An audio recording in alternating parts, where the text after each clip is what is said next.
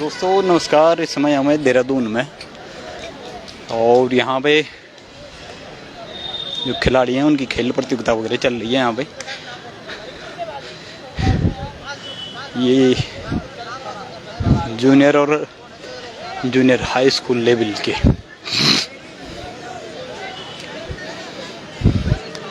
मतलब अंतर्राज्यीय बोले तो पूरे उत्तराखंड से यहाँ पे लगभग 19 साल मतलब 12 और 19 साल के बीच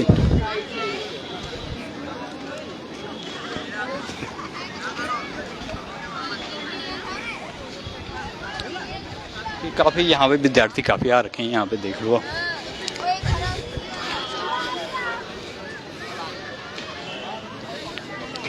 ये तैयार हैं, ये देख लो आप।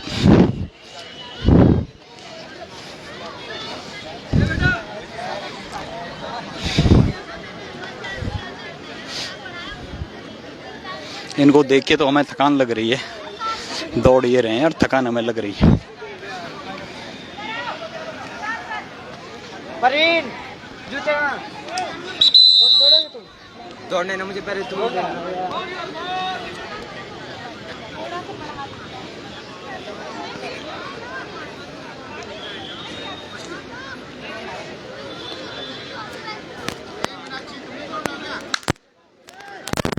दौड़ गई।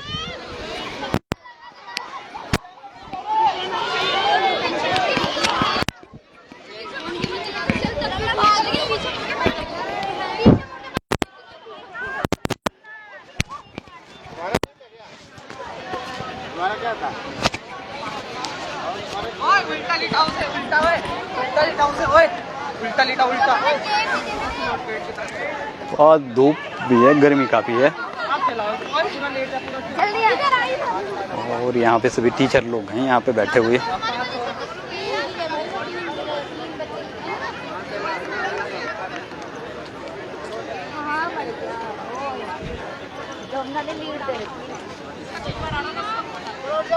ये देख लो, ये रखे हुए हैं, ये देख लो शील्ड वगैरह जो भी हैं। और ये जोर आजमा इस पे लगे हुए हैं बच्चे। हम तो खेलने से रहे पर इनको देख के जरा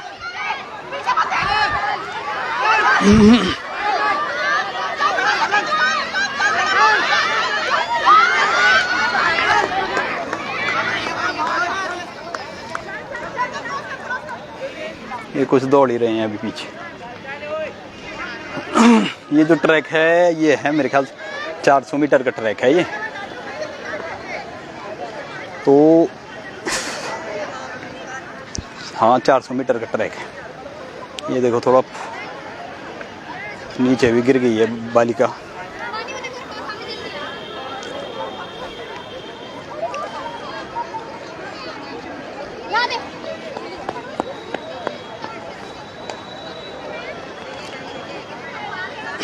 पहले नंबर पे आई और नीचे गिर गई है।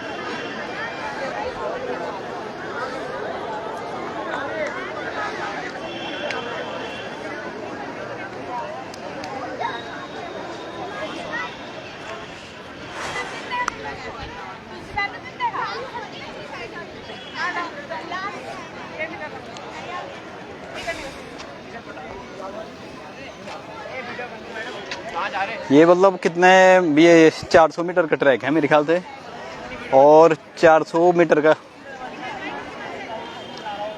ये कितने मीटर की 400 मीटर का अच्छा 400 मीटर की दौड़ थी। इसमें मतलब 12 से 19 साल के बीच के जो बच्चे हैं वो भाग ले रहे हैं इसमें।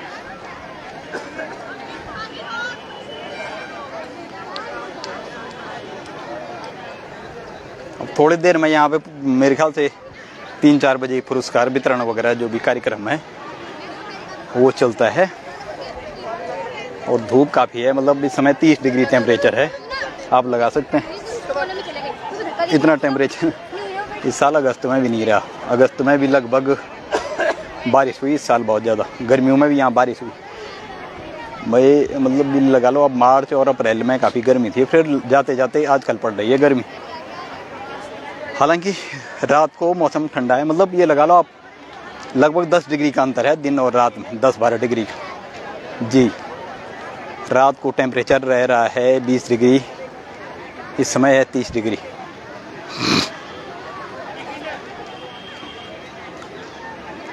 मैं राज्य स्तरीय बोल रहा था, ये ब्लॉक स्तरीय है ये प्रतियोगिता जो है ना, ये देख लो आप।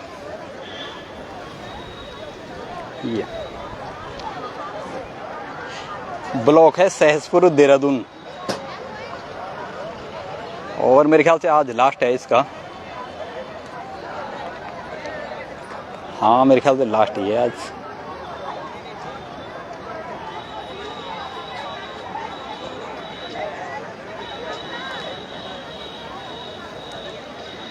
अब एक चीज़ देखी होगी आपने, अक्सर हेल्दी हमारा समाज में एक टेंडेंसी बनी हुई है ना, हमारे समाज में एक टेंडेंसी क्या बनी हुई है कि हेल्दी वो होता है, फिट वो होता है जो आदमी मोटा होता है। अब यहाँ दौड़ में देखो सारे पतले निकल रहे हैं, जो मोटे ताजे हैं ना वो सब पीछे हो रहे हैं। जबकि हमारे समाज में ये है कि हाँ भाई जो मतलब मोटा ताजा है उसको बोलते हैं हेल्दी है, भाई ये बहुत बढ़िया है। और मैं सच बताऊं, मैंने राष्ट्रीय खेलों में भी वहाँ गया था मैं, जो यहीं पर हुए थे, रायपुर राजीव गांधी स्टेडियम और महाराणा प्रताप स्टेडियम। तो वहाँ पे जो वो हुआ था मतलब मुक्केबाजी, और उसमें देखा मैंने तो मुझे विश्वास नहीं आया, जो विनर था ना, नेशनल चैंपियन और गोल्ड मेडलिस्ट और रिकॉर्डधारी, मैंने उससे हाथ मिलाया तो मुझे पहले तो विश्वास ही नहीं आया कि ये हो सकता है, क्योंकि मतलब मुश्किल से उसका वेट रहा होगा भाई 55-56 किलो रहा होगा, पतला सा बंदा, बिल्कुल गाल पिचके हुए। और वो क्या बोलते हैं, वो जूडो कराटे जो भी बोलते हैं उसको, उसमें पहला नंबर। मुक्केबाजी में देखा मैंने, मुक्केबाजी में भी वैसे ही। तो ये एक, और वो 2 गोल्ड मेडल और 1 सिल्वर मेडल जीता उत्तराखंड की एक लड़की ने, अंकिता क्या नाम था उसका, अंकिता ममगाई, अंकिता क्या नाम था उसका, खैर जो भी है, मैं नाम भूल जाता हूँ बहुत जल्दी। उसने 2 गोल्ड मेडल और 1 सिल्वर जीता था। तो जब मैं उससे भी मिला तो मुझे ये नहीं लगा कि यही अंकिता है। मतलब 2-3 दिन बाद 10,000 मीटर 5,000 मीटर लॉन्ग रेस में गोल्ड मेडलिस्ट रह चुकी है वो, नेशनल चैंपियन गोल्ड मेडल। जब मुझे सामने मिली तो मैंने पूछा, आप ही अंकिता हो? हाँ मैं ही हूँ। भाई साहब वो मुश्किल उसका 52-53 किलो वेट होगा, पतली सी और लंबी। तो जो एथलीट होते हैं, जो जिनकी बॉडी फिट होती है, वो जिम, आपको एक भ्रांति रहती है कि जिम में एस्टेरॉइड वगैरह खाते हैं, क्रिएटिन पाउडर खाते हैं, एस्टेरॉइड लेते हैं, उसके कारण वो बॉडी फूल जाती। इंजेक्शन तक लेते हैं जिम वाले अपने प्रचार प्रसार के लिए। आपको समझ में नहीं आता कि सब कुछ बिजनेस चल रहा है। बिजनेस बोले तो जिम वाले ये दिखाते हैं कि हमारे यहाँ आके ऐसे बॉडी बनती है, तो वो मजबूर कर देते हैं जो भी वहाँ जिम में जाते हैं उनको क्रिएटिन पाउडर, प्रोटीन पाउडर और उसके साथ एस्टेरॉइड भी देते हैं। वो उसमें मिला के, किसी को पता नहीं चलता, वो बोलते हैं ये प्रोटीन पाउडर है, लेकिन उसमें एस्टेरॉइड और क्रिएटिन जैसी चीज़ें मिलाई होती हैं। और कई बार इंजेक्शन तक दिए जाते हैं उनको, फूड सप्लीमेंट में इंजेक्शन डाल के, फूड सप्लीमेंट बोले जूस वगैरह में, जिससे उनकी बॉडी और जिम वालों को प्रचार मिल जाता है कि हाँ भाई ये फलाने जिम से करता है, इसकी बॉडी देखो।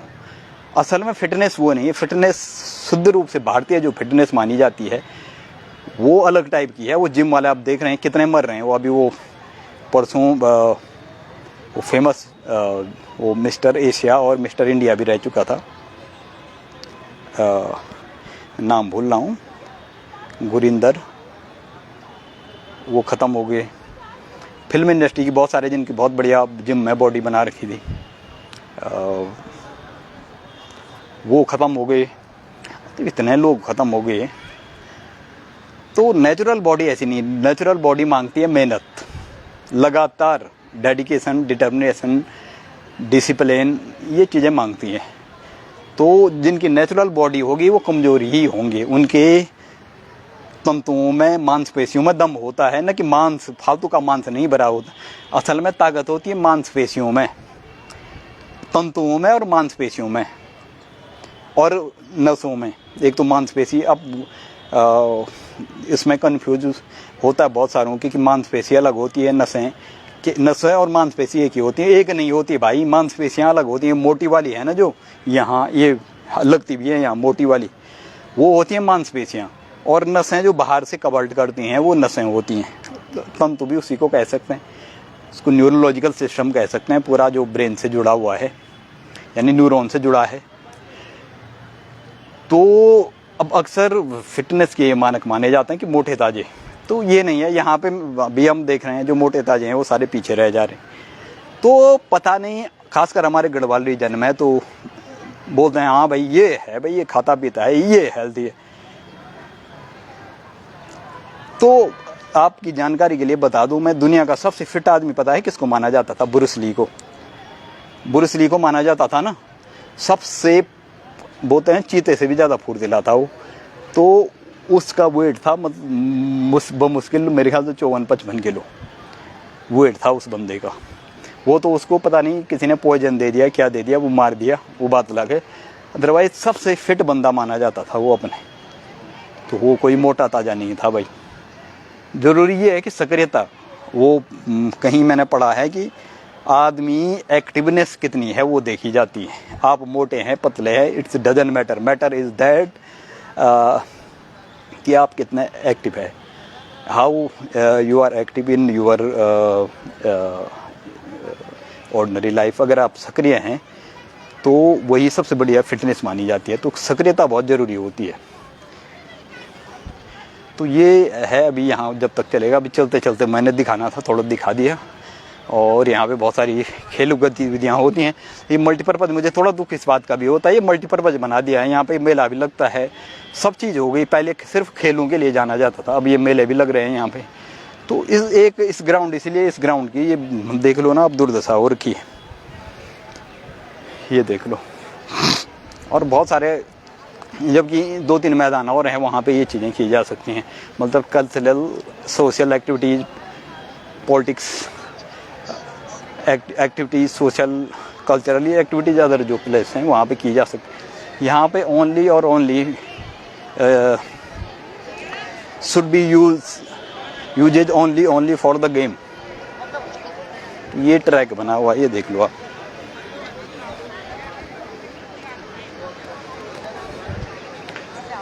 ये इनका चल रहा है पुरस्कार वितरण कार्यक्रम।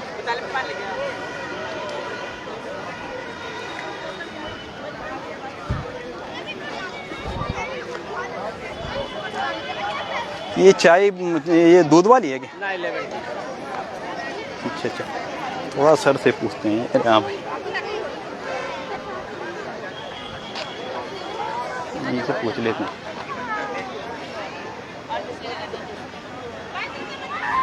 हो गया साहब, मेरे ख्याल से समापन हो गया खेलों का। यहाँ पे लगा तो रखा है 25-15 अक्टूबर तक ना। ये आज हो गया, पूरा हो गया क्या? ये कल कब है ये गेम का, मतलब लास्ट कब है? लास्ट सर देखो, आज कल तो ऑफिशियल के वर्क होगा। अच्छा, आज ये सर कहाँ के गेम चल रहे हैं? ये ब्लॉक एथलेटिक्स है। मैं बस ऐसे ही, मैंने कहा खेलों को प्रोत्साहित करते हैं। ये ब्लॉक एथलेटिक्स है, चुपचाप हो रहा है। ब्लॉक सहसपुर एथलेटिक्स है। सहसपुर ब्लॉक। हाँ जी। तो कौन से आयु वर्ग हैं या क्लास? ये आयु वर्ग हैं 14 से 19 तक। 14, 17 और 19। ये जो गेम का आयोजन किया जाता है, इसमें क्या देहरादून भी है क्या? सहसपुर ब्लॉक भी है? पूरा सहसपुर ब्लॉक में जो भी क्षेत्र आता है सब उसमें ब्लॉक एथलेटिक्स। सहसपुर का जैसे, मतलब वहाँ पे होने के बजाय यहाँ पे होने का क्या कारण है? दरअसल क्या हुआ, इस बार 2 स्कूलों को मेजबानी मिली थी ना, हरिया वाला और पौंदा को। हाँ सर, 1 सेकंड मुझे। हरियावाला और इनको बुनियाल गांव को मिली थी इसकी जो ब्लॉक कराने का जिम्मेदारी ना। तो वहाँ पे दरअसल वहाँ पे फील्ड नहीं है, तो इसलिए यहाँ पे कराया गया, यहाँ परमिशन लेके ये कराया गया। अच्छा, तो आज लास्ट है सर? तो मतलब क्या पहली बार यहाँ पे हो रहा है या पहले भी सहसपुर कई बार हो रखे हैं? तो क्या एक्सपीरियंस क्या है? वो खेलों को प्रोत्साहन देने के लिए एक चीज होता है ना, चाहे नेशनल गेम हो चाहे इंटरनेशनल गेम हो, भारत को एक गोल्ड मेडल लेना भी एक बड़ी चुनौती है। 150 करोड़ हम हो चुके हैं, लेकिन दुर्भाग्य ये है कि जहाँ चीन कम से कम 60-70 गोल्ड ले आता है, भारत को एक गोल्ड तो छोड़ो, सिल्वर और ब्रॉन्ज मेडल लेना भी मुश्किल हो जाता है। क्या कारण है? मतलब तमाम कोशिशों के बावजूद अगर हम उसमें सुपर पावर बनना तो दूर, हम बिल्कुल जो अफ्रीकन देश हैं बहुत गरीब, उनके बराबर भी वो भी 3-3 गोल्ड मेडल ले जाते हैं। ऐसा क्या होगा? यही है, है ना? क्या कारण? ये व्यवस्था का कारण होता है, ये मेन व्यवस्था होती है।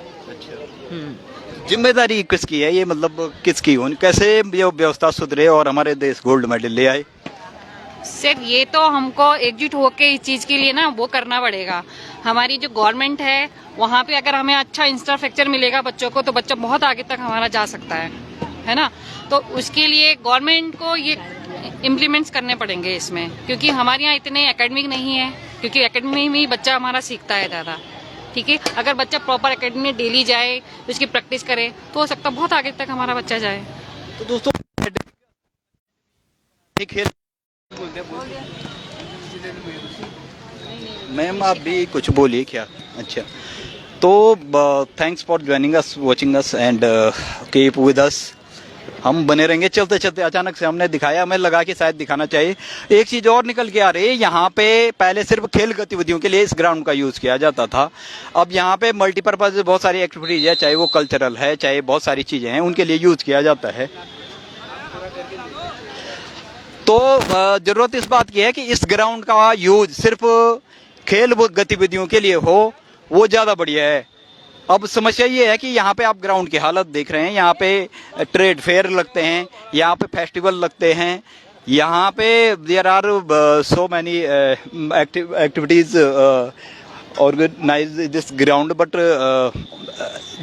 After before 2 and 3 years ago यहाँ पे जो भी था सिर्फ only uses for athletics game activities. तो इस बात का ध्यान रखना बहुत जरूरी है। तो